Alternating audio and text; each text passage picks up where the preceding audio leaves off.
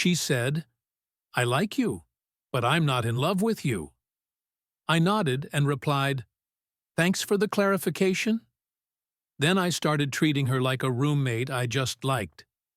Her panic when the romance, the gifts, and the good morning texts vanished. Welcome to Whisperwire, where silence speaks louder than begging ever could. She said, "I like you, but I'm not in love with you." So he stopped acting like a boyfriend and started acting like a roommate. No more flowers. No more good morning texts. Just quiet withdrawal. While she panicked, she thought honesty would test his love. Instead, it exposed her entitlement. I, 28, male, have been living with my girlfriend, Meredith, 26, for about 18 months. We've been together for 3 years total. Last Tuesday, she sat me down for what she called an honest conversation about our relationship. She explained that while she cares about me deeply and enjoys my company, she's not in love with me. She said she loves me as a person, but doesn't feel that passionate romantic love anymore. Maybe never did. She wanted to be honest because she values our friendship and doesn't want to lead me on. I sat there processing, asked if she wanted to break up. She quickly said no.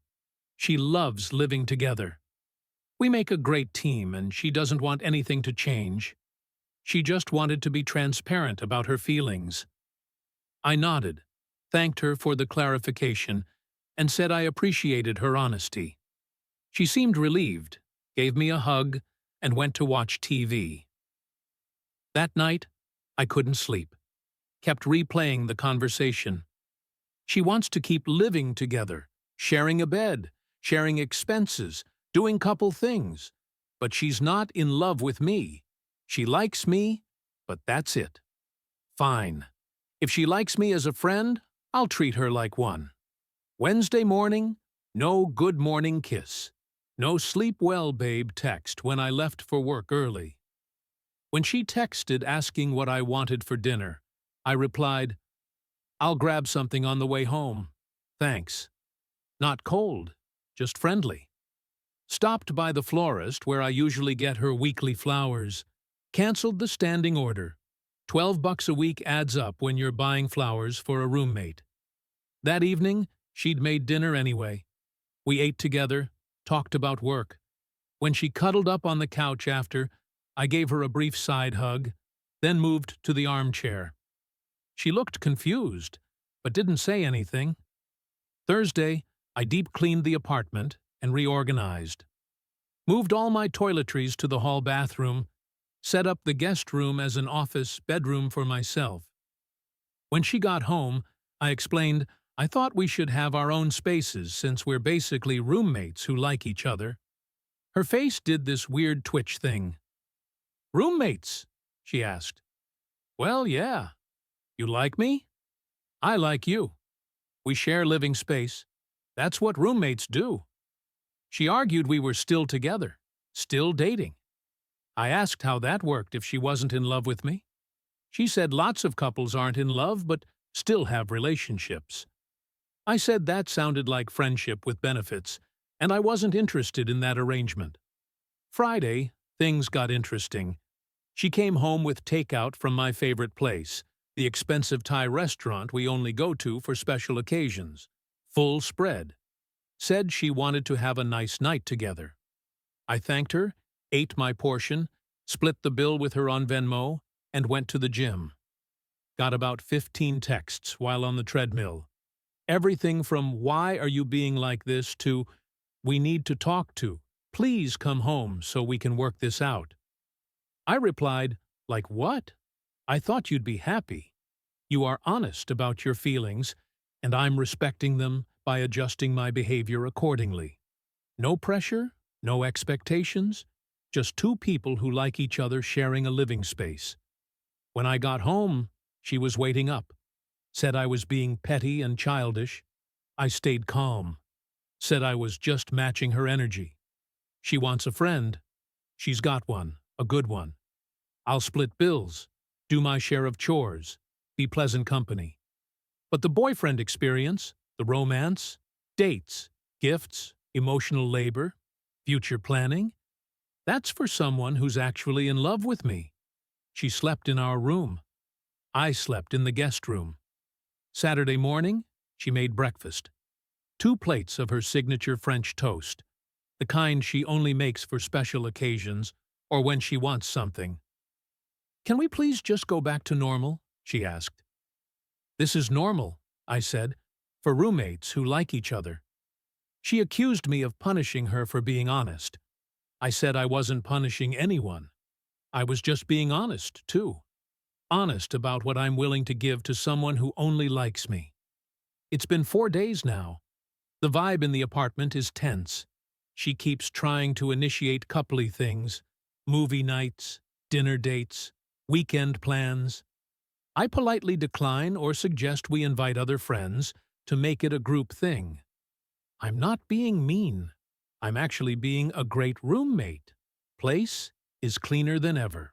I'm keeping to quiet hours, respecting her space, being friendly and cordial, just not doing any of the boyfriend stuff.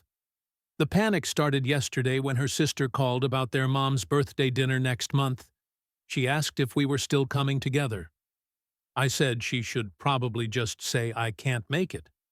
When she asked why, I reminded her that family dinners are for couples and we're just roommates who like each other. The look on her face, y'all, like she suddenly realized what she'd thrown away. But hey, she got what she asked for. Honesty. No pressure. Just 2 people who like each other coexisting in the same space. Update 1. Well, this escalated exactly how I thought it would. It's been a week since I started Operation Roommate, and Meredith is losing her mind. Not in an angry way, more like a weight. I didn't mean it like that kind of way. First, let me address some comments. No, I'm not being passive-aggressive. I'm being exactly what she said she wanted. Someone she likes but isn't in love with. I'm treating her how I treat my buddy Marcus, who I like but am not in love with. Friendly, respectful, but with boundaries. So, here's what went down. Monday, she tried to initiate sex. I politely declined, saying I wasn't comfortable being intimate with someone who wasn't in love with me. She argued that lots of people have casual sex. I agreed, but said I wasn't interested in that with her. She actually said, "But we've been having sex for 3 years." Yeah. When I thought we were in love, Meredith Tuesday, the credit card thing came up. See, we've had an arrangement where I pay for most dates, entertainment stuff on my card, and she transfers me her half later. Except she usually doesn't. I'd never pushed it, because, girlfriend. But roommates split things evenly. So I sent her an itemized Venmo request for the past 3 months. $1,847. Her half of all the dinners, concerts, weekend trips, etc. She called me immediately. "Are you serious right now? Just settling up between roommates. No rush, but by end of month would be great." The sputtering was incredible. Apparently, she thought those were gifts, because I'm the guy in the relationship. I reminded her that we're not in a relationship.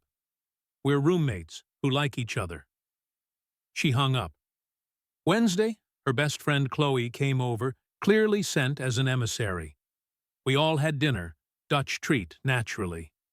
And Chloe kept making comments about how cold I was being, how Meredith was just being honest about her feelings, and how relationships evolve. I asked Chloe if she'd want to date someone who explicitly told her they weren't in love with her. Silence. Then I asked if she'd want her boyfriend to do all the boyfriend things, flowers, dates, emotional support, future planning, while knowing he didn't love her. More silence. Meredith kicked her under the table. It was not subtle. Thursday.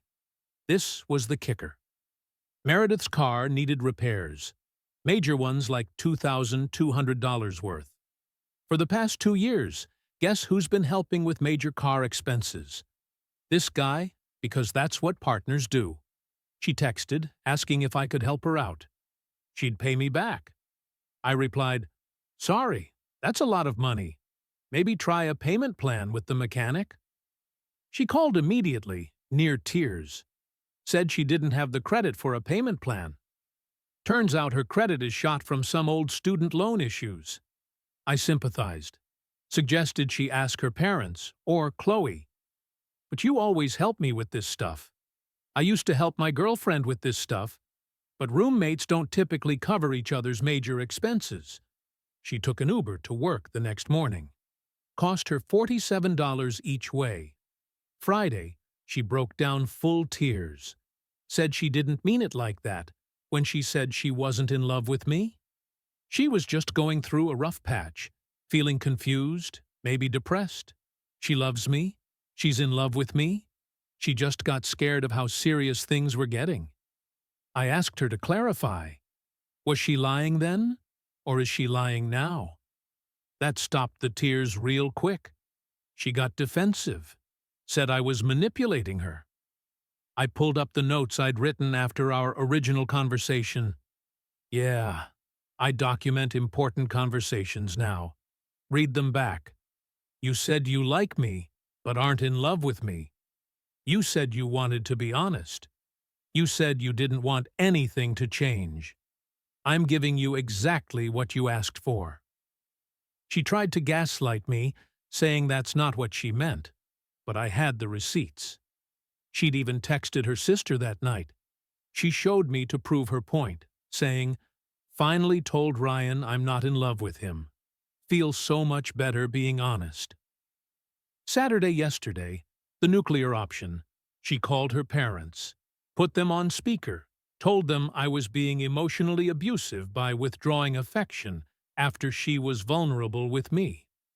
Her dad, bless him, asked for specifics. She explained the whole situation. Dead silence. Then her dad said, "So, you told him you don't love him, but you're upset he's not acting like he loves you."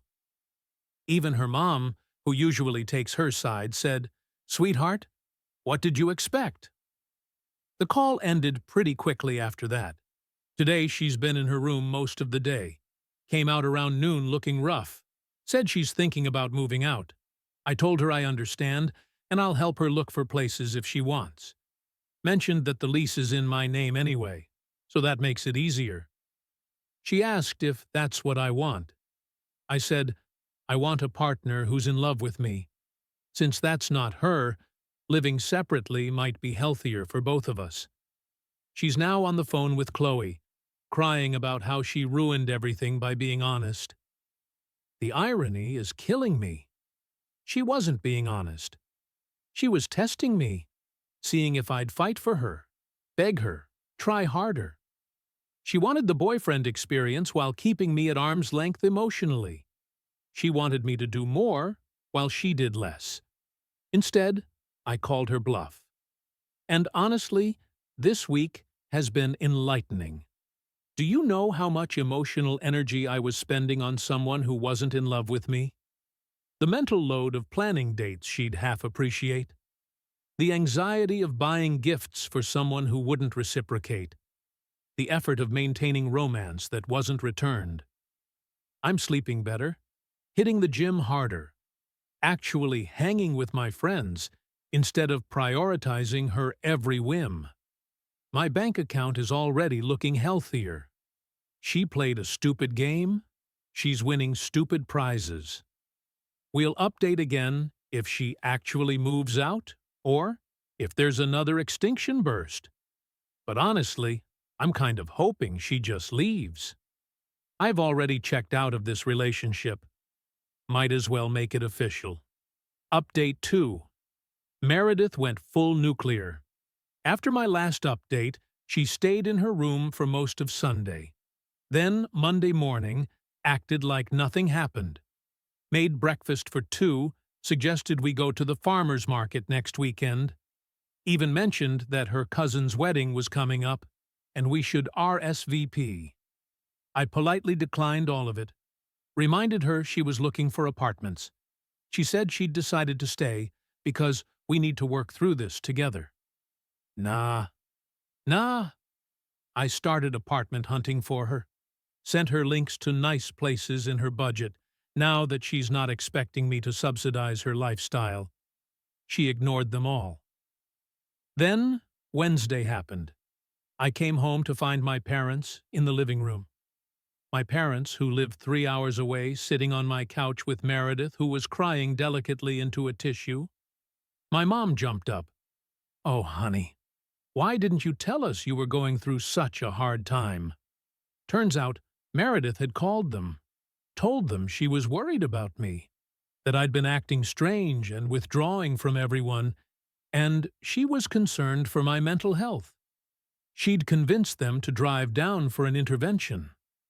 I sat down very calmly and explained the situation, how Meredith told me she wasn't in love with me, how I accepted that and adjusted our relationship accordingly, how she was upset that I wouldn't continue being her boyfriend after she explicitly said she didn't love me romantically. My dad, who's usually pretty quiet, looked at Meredith and said, "You called us here because my son won't date someone who doesn't love him." My mom was processing. "But, sweetheart," she said to Meredith, "if you're not in love with him, why are you still here?" The waterworks started again. Meredith sobbed about how she's going through something, and I'm abandoning her in her time of need, and how cruel I'm being by punishing her honesty. My mom turned to me. "Are you punishing her?" I pulled out my phone, showed them my bank statements, the flowers I'd been buying weekly, the dinner dates, the concert tickets, the weekend trips, all one-sided. Then showed them my current expenses. Split down the middle like roommates. I'm not punishing her, Mom. I'm just not subsidizing her lifestyle anymore. My dad actually left. Good for you. Meredith lost it. Accused me of turning my parents against her. Said I was being manipulative and financially abusive. That's when my mom's patience ran out. "Honey," she said to Meredith, in that deadly calm mom voice, "you've been letting my son pay for your life while telling him you don't love him, and you have the audacity to call him abusive." They left shortly after. Dad shook my hand on the way out. Mom whispered that she never really liked Meredith anyway. The aftermath was intense. Meredith called in sick to work the rest of the week. Spent most of it trying different tactics. Thursday, love bombing. Cooked elaborate meals, bought my favorite beer. Wore that dress I mentioned I liked once 2 years ago. I thanked her politely, paid for my half of the groceries, and went about my day. Friday, anger. Screaming about how I'd humiliated her in front of my parents, how I was a sociopath for being so cold.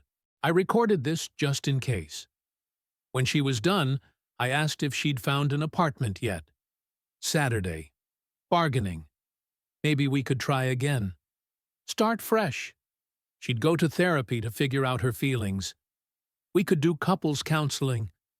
I said, "No thanks. I don't need therapy to know I deserve someone who's actually in love with me." Sunday, depression. Didn't leave her room except to get water. Chloe came by to check on her. Gave me dirty looks. I offered her coffee and asked how her own boyfriend would react if she told him she wasn't in love with him. She left pretty quickly. Then came Monday. The real extinction burst. I woke up to texts from mutual friends, lots of them. Meredith had posted on social media about our breakup. We weren't together, but okay. But here's the creative part. She claimed I'd been financially controlling throughout our relationship, that I'd isolated her from friends and manipulated her into dependency. The evidence. Screenshots of her Venmo requests. Taken out of context, it looked like I was nickel and diming her for everything. I didn't respond publicly. Instead, I started a group chat with the friends who'd reached out, shared the full story. The screenshots of her "I'm not in love with you" texts, the itemized list showing how I'd covered 75% of our shared expenses for 2 years, the recordings of her meltdowns legal in our state, one-party consent. One by one, they started to get it. Her narrative fell apart pretty quickly when people realized she wanted me to keep paying for everything after telling me she didn't love me. The best response came from our mutual friend Derek. "So, she friend-zoned you, but wanted to keep the boyfriend benefits package. That's wild." Meredith's post mysteriously disappeared by evening. Tuesday, yesterday, she finally started packing quietly, efficiently. No drama. Found out from Chloe, who reached out to apologize for judging me, that Meredith's parents read her the riot act after seeing the social media drama. Apparently, they're mortified and offered to pay her security deposit just to get her out of my apartment. Today, she's almost fully moved out, been making trips to her car all morning. We haven't spoken since Monday. Just now, she knocked on my door. I was in my office/guest room, said she wanted to talk one last time. She admitted it was a test. She'd read some article about how relationships need brutal honesty and wanted to see if I'd fight for her. She thought telling me she wasn't in love would make me try harder, be more romantic, prove my worth. Instead, I took her at her word and treated her accordingly. "I didn't think you'd actually stop loving me," she said. "I didn't stop loving you, Meredith. I stopped showing it to someone who told me they didn't want it. She asked if there was any chance for us. I said no. She nodded, said she understood, and left." Literally, as I'm typing this, I can hear her loading the last boxes into her car. You know what the craziest part is? I'm not even sad. I'm relieved. These past 3 weeks have shown me who she really was. Someone who wanted all the benefits of a relationship without any of the emotional investment. Someone who'd test my love instead of treasuring it. Someone who'd rather manipulate than communicate. The apartment already feels lighter. Might repaint this weekend. Definitely getting better coffee. She always bought the cheap stuff, but expected me to spring for the good wine. Thanks to everyone who commented on my previous updates. You helped me see I wasn't crazy for expecting love from someone I was in a relationship with. Wild that that's a controversial stance, right? Going forward, I'm taking a break from dating. Want to rediscover what I actually like versus what I did to make her happy. Already signed up for that woodworking class I'd mentioned 2 years ago. She thought it was a waste of money then. Oh, and for anyone wondering, yes, I'm keeping the apartment. My name's on the lease. I can afford it solo, and it's in a great location. She's moving in with Chloe, apparently. Good luck to them both. Final update. She just texted asking if I'll reconsider when she's had time to work on herself. I didn't respond, just blocked her number. Sometimes the best revenge isn't dramatic or elaborate. Sometimes it's just taking someone at their word and letting them live with the consequences. Peace out. I've got a life to live, and it's going to be with someone who's actually in love with me. She wanted brutal honesty. She got it, in rent splits, receipts, and her own silence. He stopped paying for her lifestyle, stopped chasing someone who already left emotionally. She called it abuse, but her own father said, "What did you expect?" Now she's gone, and he's free. No drama, no bitterness, just peace. Because sometimes the best revenge is simply taking someone at their word. Subscribe to Whisper Wire, where emotional clarity is the cleanest form of justice.